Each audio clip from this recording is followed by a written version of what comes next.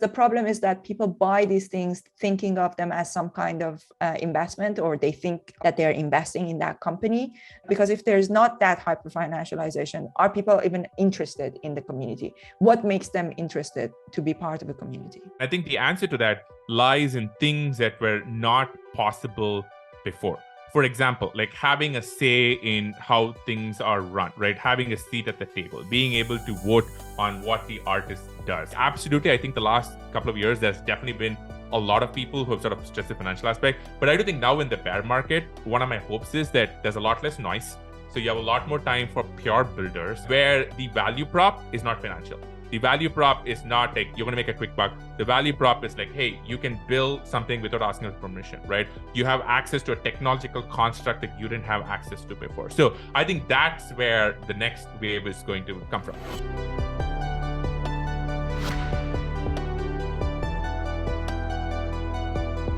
Hello, I'm Somi Arian. I'm a tech philosopher and the founder of InPeak, a closed social network for professional learning and strategic networking. This podcast series is separate from the premium content and webinars on InPeak. It's a place where I interview industry leaders as a way to gain insights about whatever is on my mind at the time.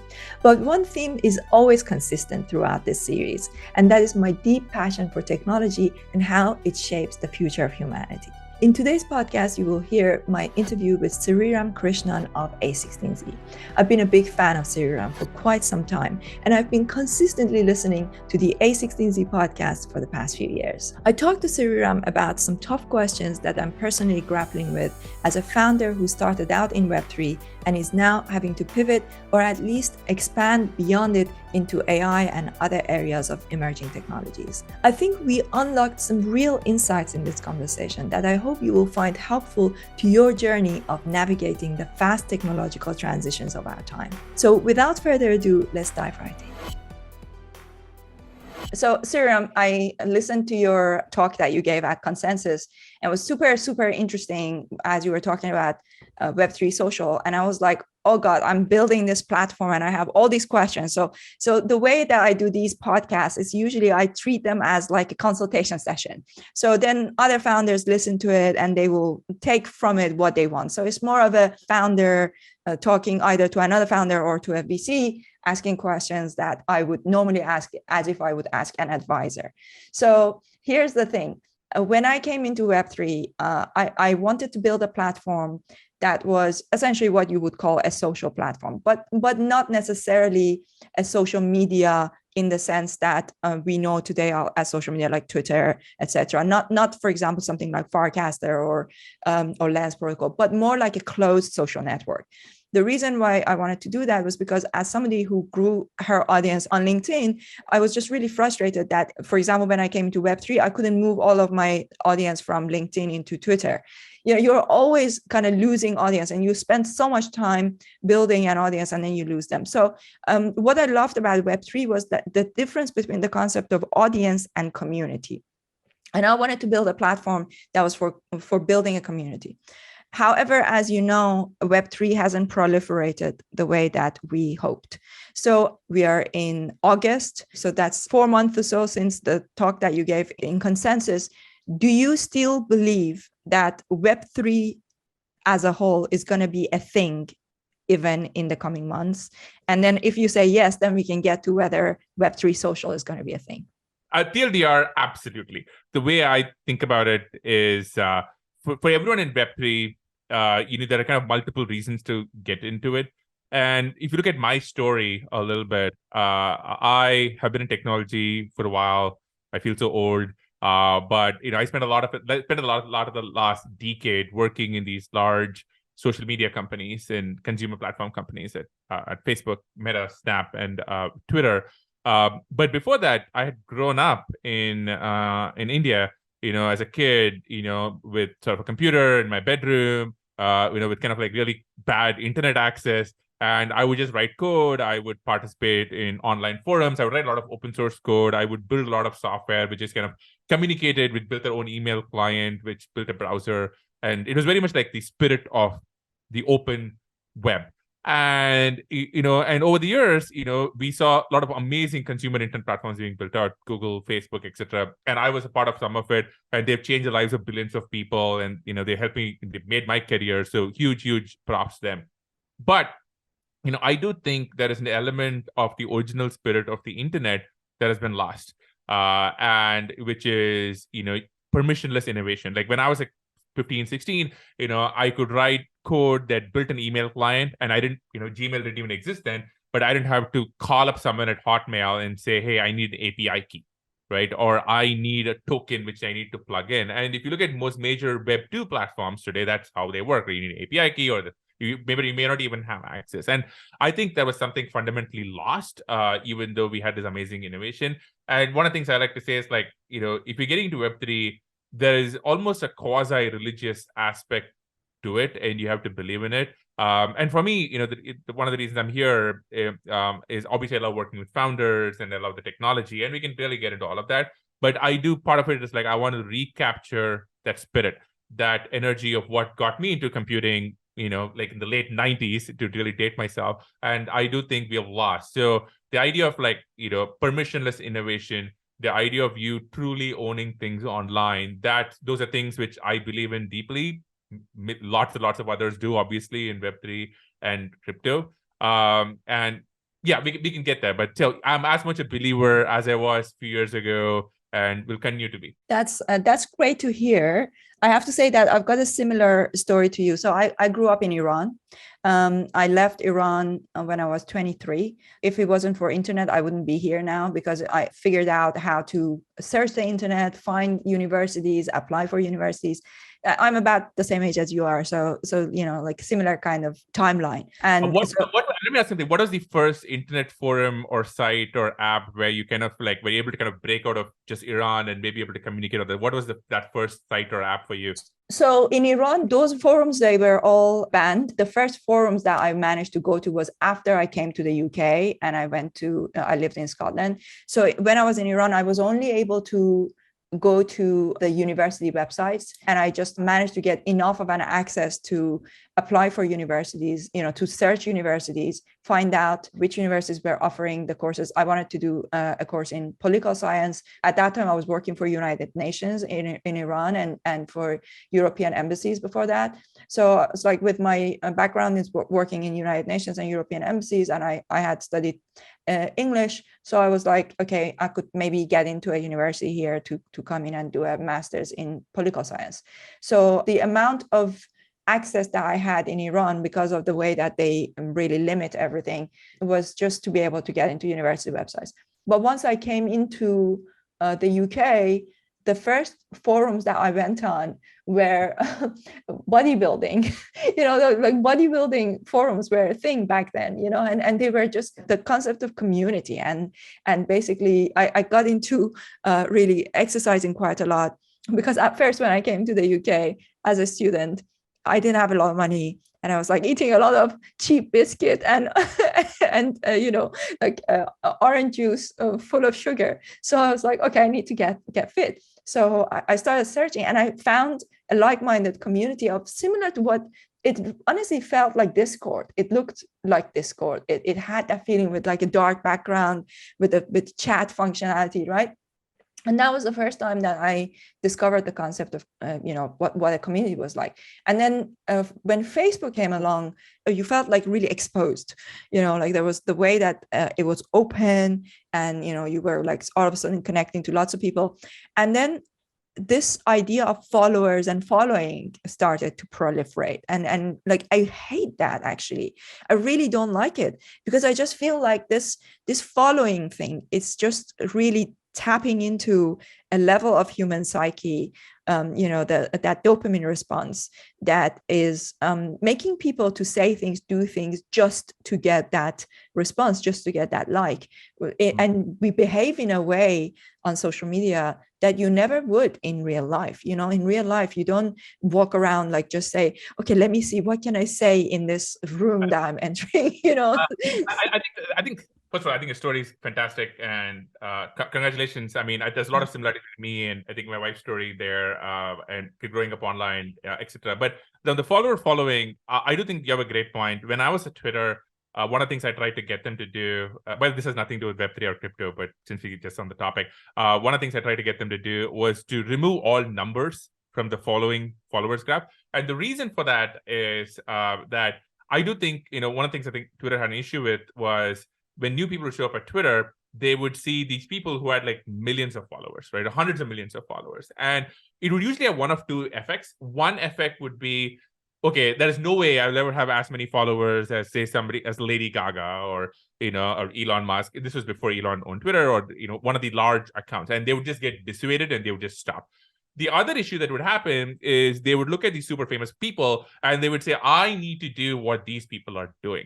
But it turns out that some of these people like are not the people you want to emulate when you're like your first day on Twitter and you're maybe not John Cena. And so you kind of have this incredibly weird dynamic. And I sometimes felt that, if you removed the numbers, some of the performative aspect of social media went away. And I'll give you an example of a company which did that in a very different way, was Snapchat, because when Snapchat invented stories, like when you could post something on a Snap story, you could tap, which obviously a lot of other social media companies do now. One of the key innovations was there were no numbers. So you couldn't actually tell how popular someone was. Only they could tell. And because of that, you were engaging with it only by how good is the content. Without by, hey, who else has reacted to it? Oh, I need to jump in because others had. So you kind of took away all the judgment. One, I think it got much more authentic reactions in. But the second thing was it made people more comfortable posting because you are no longer thinking, oh, is this thing going to go viral? Right? You were just kind of doing more. Anyway, so it's a bit of a tangent, but I do think you have an interesting point there. I think that's definitely something that maybe with Web3 we could change, because it's not very productive for creating human connection in many ways. Well, I mean, that's debatable. I mean, there are obviously billions of people who use these products, right? Like, so there might be a lot of value to that. But I do think, let me frame this in Web3, right? If I were to tell you, okay, fine, you have an idea, we have an idea, let's have Instagram without numbers, let's have TikTok without numbers, right?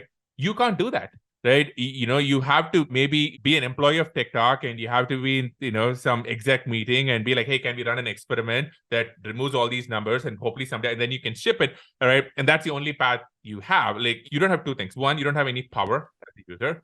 Two is you don't have the ability to go build a client or build things on top unless you control the keys to the kingdom. That's kind of how Web2 works. But to use another example, if you take any Web3 social, and I'm going to say Farcaster, disclaimer, we are investors in Farcaster, right? So anytime I mention Farcaster, I just want folks to remember that. But I like just using an example of Web3 social, like people have built clients, people have built all these experience on Farcaster, like the core client is called Warpcast. Anybody can do it, and they never need to talk to the team. There is no talking to the team. You can maybe make the UI a different color, make it flashing neon, or maybe you can be like, I'm going to remove all the follower counts because that's what I want to build. And you can do it without asking them permission. Maybe some of these ideas are bad, some of these ideas are good. Let the marketplace decide. And that is how the original internet was, right? Like, you could download your own email client, or you think you own, you build your own products on top. The app and the protocol were different. And that's one of the things I think Web3 brings. So for example, maybe you're right, followers and following are terrible, right? Maybe you're wrong. But right now, the only people who can do that are maybe like 5 to 10 human beings, and they all sit like within a few miles of me right now in like Palo Alto and San Francisco. What if anybody could be like, well, here's Instagram without followers, or here's TikTok, and it stops you from using it after 5 minutes, whatever it is. I think that's one of the promise of Web3, that permissionless innovation. Yeah, definitely. So basically what I wanted to do, which I still am doing, but I'm going to talk about the Web3 aspect of it in a second, it was that basically you would be, let's say you're a creator, you come in, you build your own channel. Within your channel, you have got your live webinars, you have your on-demand content. You can think of it a little bit like a visual version of Discord. And then you have your your community, and people are helping each other, chatting with each other. Maybe the chat functionality would be more similar to a Facebook group rather than like a Discord chat, because the whole nature of the Discord chat being in a constant ongoing thing. It feels like there's this expectation from the community that you have to be there 120 hours a day, and it's like it's just impossible. When am I going to go and build stuff, right? So maybe it could be something that is a little bit less intense than what we experienced in the boom of the Web3. So with this thing that I started building, the beauty of Web3 and the beauty of smart contracts was that once it was EVM compatible, it meant that you could stick in any smart contract address, and then you can token gate for multiple communities. Communities can collaborate with each other. So in a native way that you can't get on Discord, and it would really make it a lot easier for collaboration. However, just as we finished building that, Web3 started to go down. So my question to you is, and this is like, we are not like backed by some big VC. I just raised some pre-seed funds from, my angel investors and built the infrastructure. So I want to ask you, like, what would you do if you are in that position and you build that infrastructure for Web3, just as you finish building it and you go into this bear market, and all of a sudden, all of the Web3 communities are really deflated. Nobody's creating content. Nobody's really doing anything. And the big ones like Moonbirds or VFriends or whatever, they're just trying to maintain what they have, just so that people don't dissipate. People are like really losing interest. Yeah, I'd love for you to maybe put yourself in my position. What would you do? At that point, would you say, okay, I'm going to sit around and wait for Web3 to come back? Or would you pivot and say, maybe I change back to a Web2 business model? Wow. Okay. First of all, there's a lot to unpack there. The first thing I want to say is, and look, we should probably have a follow-up conversation. I can kind of dig into the details and give you a more informed answer. But let me just kind of maybe react to what you're asking. First thing, I'm just kind of so happy that you're building this. It sounds like a great idea, right? And I think it sounds like a very interesting product. And I'm all for people just building more in Web3. I probably understand that, it's probably been like a little tough going. So I have a lot of empathy for that. So I'm just so happy that you're here, you're building it, and you're trying to make it work. And because every day, whether we are investors or not, whether I'm involved or not, I just want to see more people, involved in this space. So just thanks for that. The second thing I would say is like, look, I mean, I can't give you very specific because I would have to dig into more, but maybe more generically, I think you're asking a few things. I think the first question you're asking is, hey, what's happening at Web3, right? Like, we lost a lot of momentum, right? I was building in this space, when it was hot and it was a bull market. It doesn't seem a bull market now. Things are hard, right? I think that's one of the questions I think you're asking. Yes. And I think what I would say is, like if you look at crypto, and you probably know this, things have always been in bull and bear market cycles. You had multiple eras of times, right? Like, you had like the crypto winter before this one, and which kind of lasted until I think the rise of NFTs in like late 2019, 2020. And there is always a pattern, which is in the bear market is when technology and infrastructure gets built. There's less noise, right? Because a lot of the speculators, a lot of the tourists have gone. It's just the core builders. It's the engineers, it's the product people, it's the really core entrepreneurs and believers.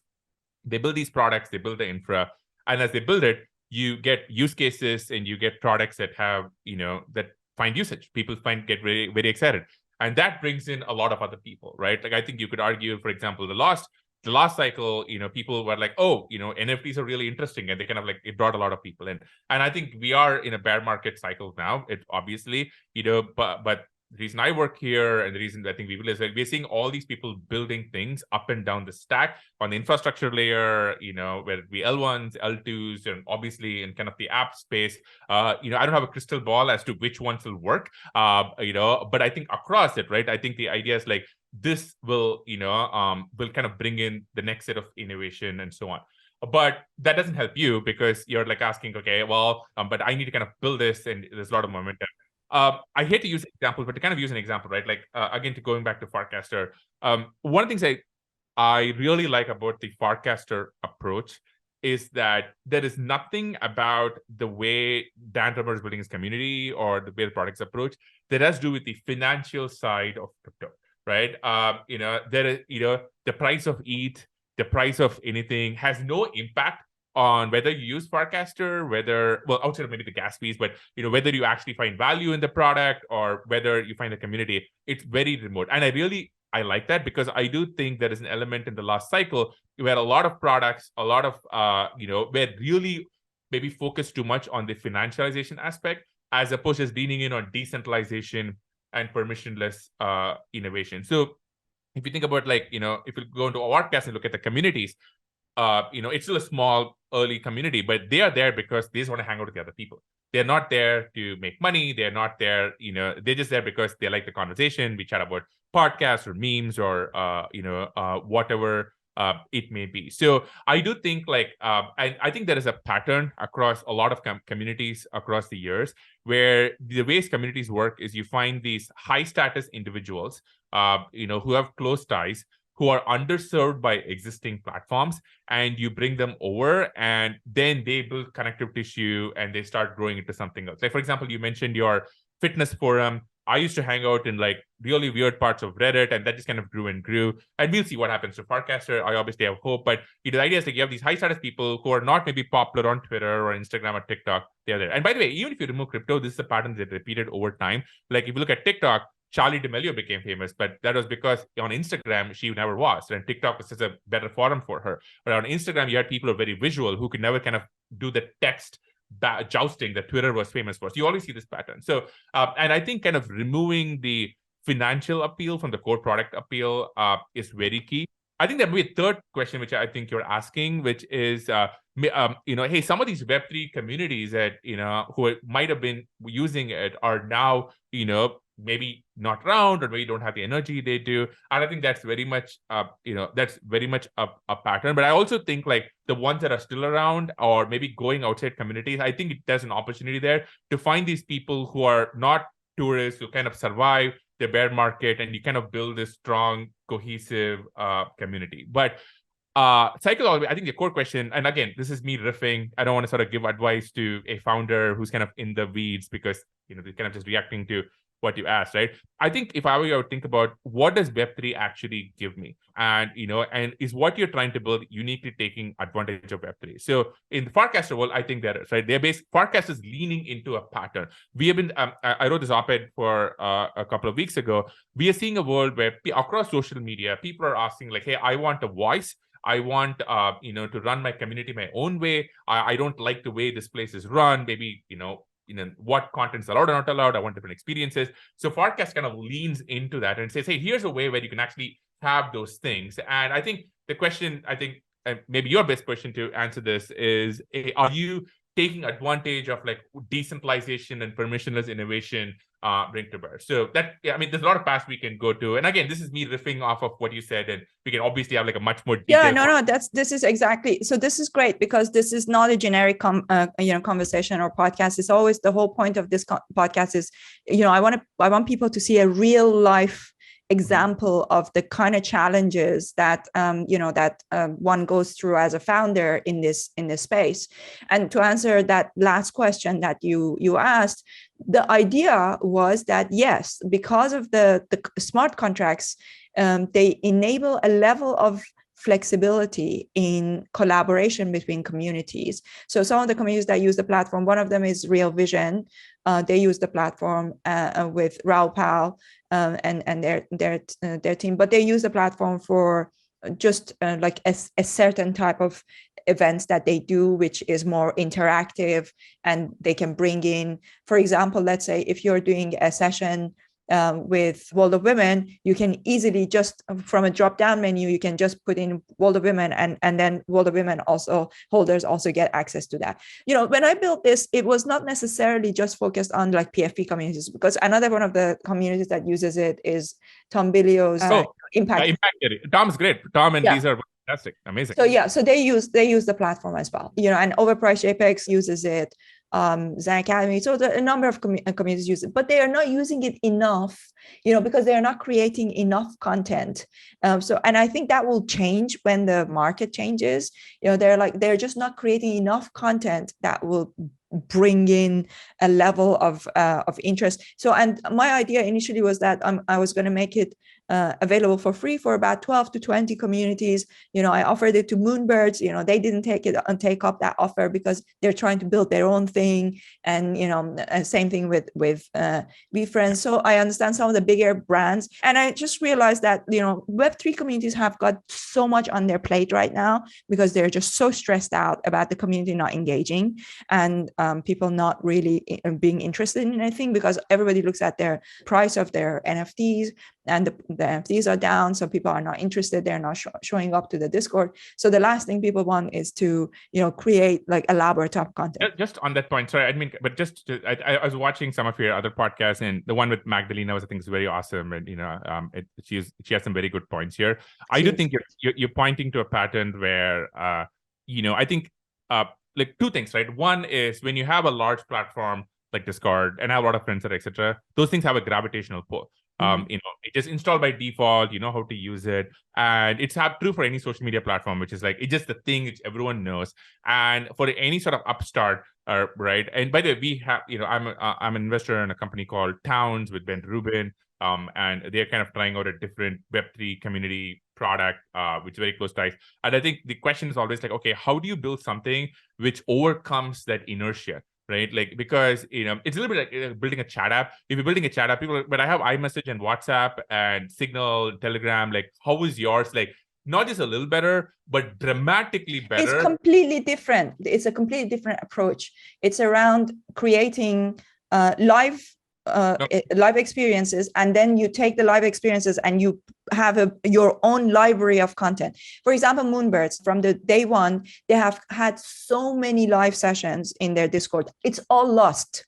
On our platform, nothing gets lost because you have a category, subcategories, you have your channel, you've got it's like you build a library so that, let's say 3 years later, when somebody comes into Moonbirds, they can go to that channel and they can see from day one the history of everything that you've done. It's there visual, and there is nothing like it. There just is not anything like that in Web3. And I built it initially for us because I felt like that's what I wanted and I needed. And then I started showing it to other communities, and then we built the functionality for other communities to also have their own channel. So in the beginning, it was one channel and it was our channel, but now other people can use it. But because Web3 communities are not really doing much right now, I have decided for now to open it up to other communities. So now we are rebranding it as a place for emerging spaces. So it's like AI, health, and longevity. So in the beginning, it used to be that it would be just token gated, but because these other communities don't have tokens, so we are now creating email gating. With email gating, it means that you upload a CSV of emails, and you can say everybody who is uploaded to this channel, they get access to this channel. So you can email gate. Yeah. One thing I think every sort of online forum, I think, has started with like finding those very niche communities on the edge, right? Like the pattern is if you're mainstream and you're broad, right? Like you don't want to try out something new, however better it is, right? Like it's often about the early adopters or often the people on the edge. So exactly. And so, for example, like this week, I'm on so many WhatsApp groups. I mean, we're doing this in early August. I'm on so many WhatsApp and Telegram rooms talking about LK99, right? And room temperature semiconductors, of which I know nothing about, but I'm fascinated. And all these kind of like really weird internet people who are all kind of like, there's a physicist and there is somebody who's kind of like has a lab at home, and there is like a legit professor, and they all kind of, so it's all these communities on the edge which bring in energy. So I think that approach sounds good to me. I've been on Warpcast a little bit, and one of the things that's been really been really interesting to see is they've been all these, like, there are all these channels now where it's not just the main podcast, but there is a space to talk just about podcasts. There's a place just talk about memes. There's a place just talk about movies. And I used to feel really bad about, like, say, talking about movies broadly, but now I'm like, this channel where there's a bunch of other movie fans and we talk about that. So I think finding those niche things has always like been a recipe. Yeah, and I'm going for Web3 adjacent, right? So like AI, longevity, like these are two areas that are quite Web3 adjacent, because most of the people who are interested in those things, I think that even if they don't like Web3 right now, maybe they don't like crypto, I think that because they are already open-minded enough. So if you think about the ocean, the openness, conscientiousness, the 5 personality traits. So I've actually written a book about the future of work and AI. And I wrote this book in 2019 when nobody was talking about AI. and then I focused on Web3, and now everybody's gone back to AI. And in my book, I talk about those 5 personality traits and how. So what we're going for is for people who are at a higher level of the openness spectrum, and that in terms of what they their connection with other people, they're very achievement oriented. So we're identifying that audience, which is not easy, but it's doable, and it's working really well. So one of the things that we've done, we've now created a channel specifically for VCs and startups. So where VCs come in, and we have got over 100 VCs have already responded that we're booking them in. So VCs come in, and each VC comes in and does a 1-hour masterclass on a topic that is related to their, that's their specialty. And we've got all the 150 hours of content together with ChatGPT. We came up with it, and we prepared that, and now we're booking in all these. So that means that all these startup founders are now going to come into our platform to discover, to come to those VC sessions. So it means they discover our platform, and then on the back of that, then we will show them how they can create their own communities. So I think this is a great way to circumvent, because I did my very best with Web3. I pushed to the limit. And the truth is that all of those things that you mentioned about some of the niche communities, the problem is that because they're not making money, they're not willing to spend money. And I need to generate revenue, because if I can't generate revenue, I can't raise my next round. And, there's this weird position that you are in, because Web3 is not making money right now. And if you are, let's say, Lens Protocol, and you have a massive cash that is backing you, then you can say, I'm going to weather the storm. But for a small startup that hasn't raised VC yet, I've just raised over $1 million, from angels. So for somebody like that, that's like trying to kind of navigate, how do I survive this market until the market bounces back? So going for a different audience, and like now building a whole new business model around it. But part of me is sad about the fact that the Web3 thing didn't work. And part of me is like, I just need to survive, Well, first of all, I mean, I think, I'm kind of sorry you're kind of going through this. It's such a hard journey. I've talked to, one of the people, I'm lucky to work with is Ben Horowitz, and Ben has his book, The Hard Things About. Yeah, I'm listening. I'm listening to it for the second time. And him, and I think it kind of really captures how hard the founder journey is. Mark Andreessen has a saying, which is like, building a company sometimes is like chewing glass, and it's hard. And I think there are no easy answers. Obviously, like, for example, like Brian Armstrong has this great story about when Coinbase is now kind of like this very sort of well-known, famous, leading crypto company, but they had so many times in their kind of life journey where, one, people thought they were fraudulent. Like in 2013, 2014, when they're out of YC, they were like, well, Bitcoin is a scam. It's for, it's for Silk Road and, whatever. And people just didn't take them seriously. Then they kind of got beyond that. And then he told a story when he came on my podcast. He said, and then the next time around, I think when the next bear cycle happened, he had like 25 or 30% of his company just quit, right? And it's really hard as a founder when all of a sudden, like, you have like a big team and 30% of the company just gone. And, and when you go, and I think there are no easy answers. But I do think like the pattern that we have seen in crypto, and, again, not sure it helps you directly, but the pattern we've seen is like, on the other side of this is the people who kind of figure out how to build real amazing product and value. And again, from what you're telling me, focusing on the basics, real value, finding some of these early stage communities. I like the idea of open community, because I do think like you want people who are curious and you want to try out new things. Those are kind of the people who want to experience new products. I like the idea of getting VCs, though us VCs like to talk a lot. So you might have to, do some editing there. But, I think finding those early communities, getting that in is the right answer. I'll also think that, some of the products which really relied on the financial aspects of crypto, right? Because, you see people leave when whatever price is not high. So I think longevity for products here is going to be like, what is real value? Are you taking advantage of all the core technical aspects of crypto, decentralization, permissionless innovation, building a real community? And I mean, look, you are in the thick of it. So, bravo for kind of powering through it. And, would love to help, would love to play with the product, etc. But, just props to you for kind of like building here. Oh, thank you. So let's talk a little bit about the financialization, over-financialization. Two things that I wanted to go through with you, make sure that we cover. One is the problem of over-financialization of crypto and NFTs, which is really impacting the ability of building a community. The other thing is I wanted to talk a little bit about what you guys are doing in London, and then how easy it is for AI to be adopted as opposed to Web3. So these three conversations I want to make sure that we cover. So let's go first with the hyper-financialization problem. So communities are built around these JPEGs in Web3, and those JPEGs have got a price tag. And then it's impossible to maintain those price tags. Even big communities like Moonbirds and Proof, they haven't been able to do that, or even Bored Apes, right? So it's quite difficult to satisfy this concept, because the problem is that people buy these things thinking of them as some kind of investment, or they think of it as that they're investing in that company.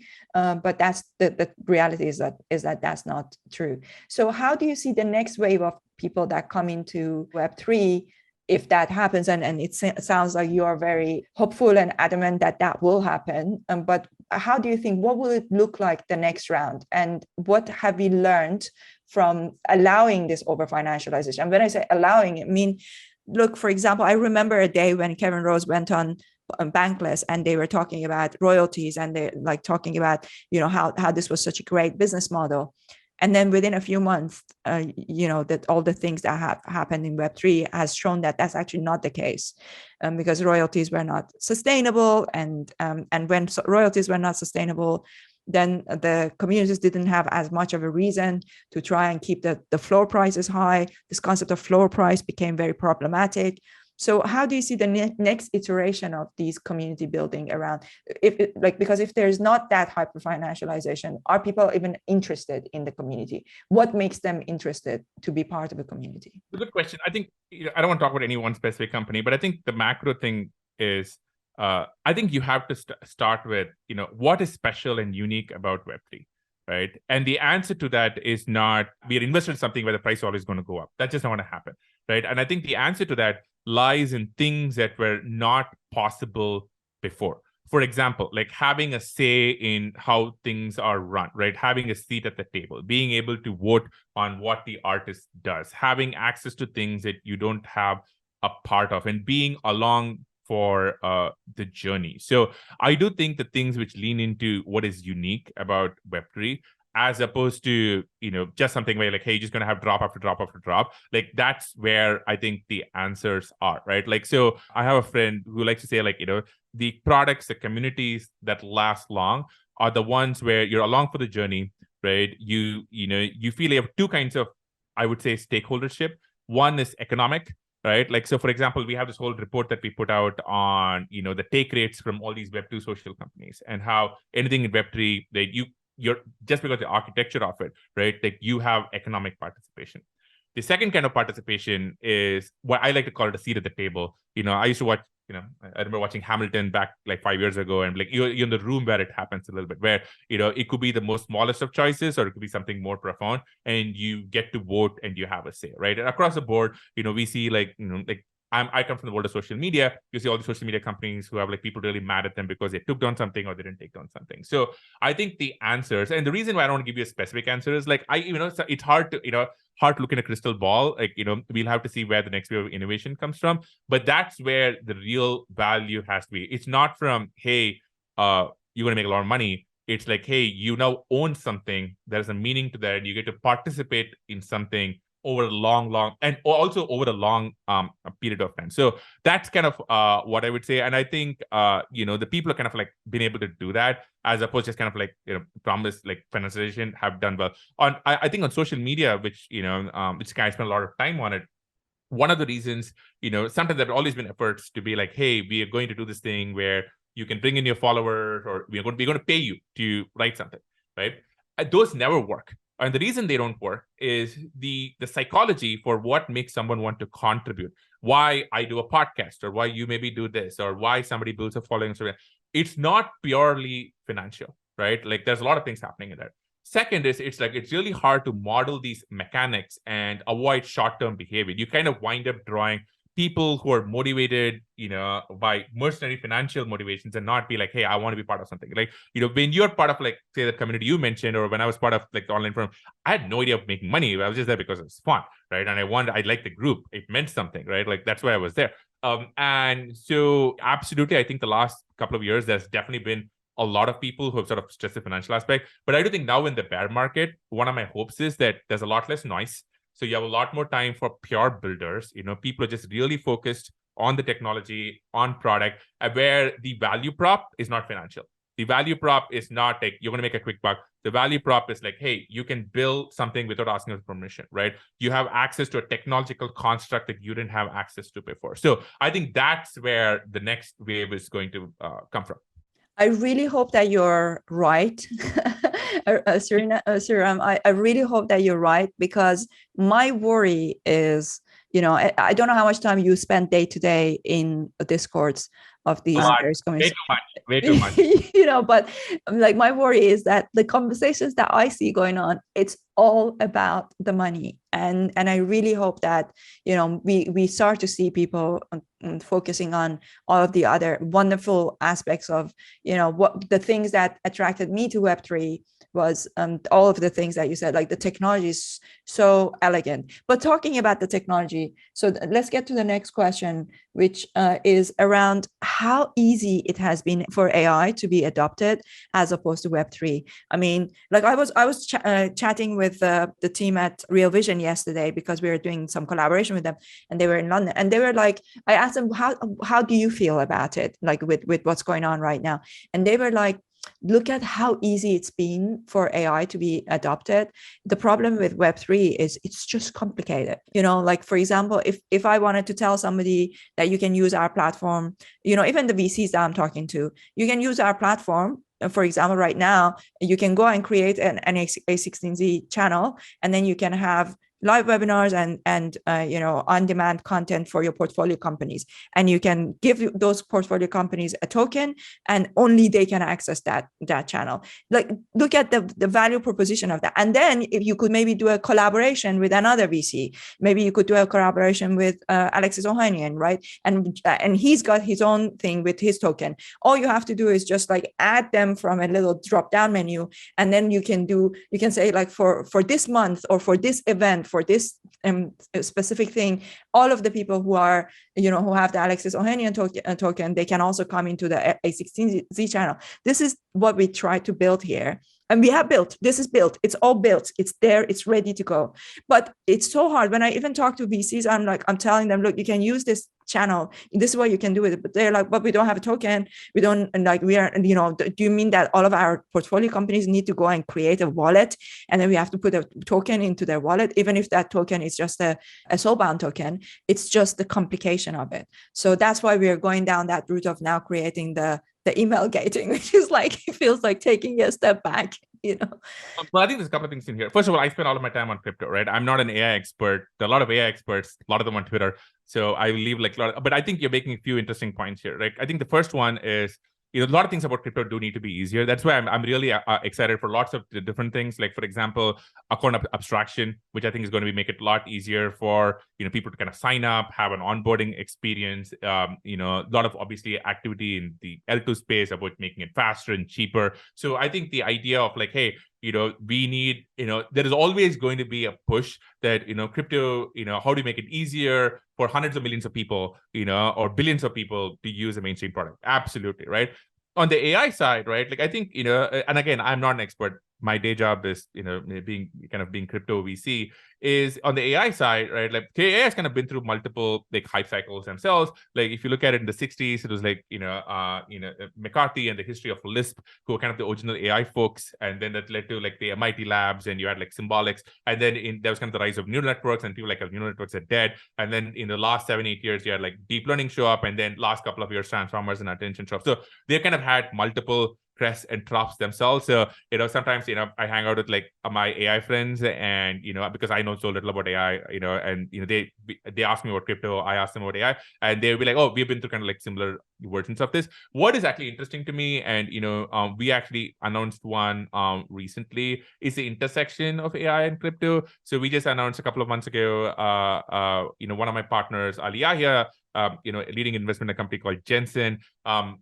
We can point people to the announcement because I would butcher it. But the basic idea is like, how do you harness, like kind of the distributed nature of crypto and not leave, say, the mechanics of how large models are trained to only a few companies which can raise hundreds of millions or billions of dollars, right? And so, and there have been historical sort of versions of this. Like if you go back to, say, mid-2000s SETI at home, which is about like, hey, how do you find alien extraterrestrial life running? I used to run this on my own desktop back when I was in college. And then, or, folding at home, which was kind of like doing protein folding. There are these constructs of like, hey, let's kind of do distributed training or computation across a bunch of different PCs. And what crypto brings to the table is now you have a incentive model where you can now be like, hey, that person like running that in their own little desktop CPU or wherever the case may be, here's how the incentive mechanism works, here's how people validate the response, etc. So Jensen's one example. There are a lot of other interesting people working in the space. I just mentioned that because we mentioned it. So I think that is very, very exciting. So look, I'm at heart a technology maximalist. So I love people just kind of pushing state of the art forward. I don't prescribe this theory of like AI versus crypto. I want to see great builders in both. I think the intersection of AI and crypto is very, very interesting, though. That would be interesting if AI can make it easier for adoption of crypto. Or adoption of well, I think you have to think about like what does crypto bring to the table, right? Like, and it brings to decentralization, building protocols with distributed incentive mechanisms which help you reason about how all these different people can participate. And there's a great quote. I think it's from Peter Thiel, but people are always kind of like never sure about like where the quote is from, which is that that AI is a centralizing force and crypto is a decentralizing force. I might be butchering it, but I think you get the spirit of it right. Yeah. But I think there is maybe a middle ground where I don't like, to be honest, like I'm a decentralization maximalist.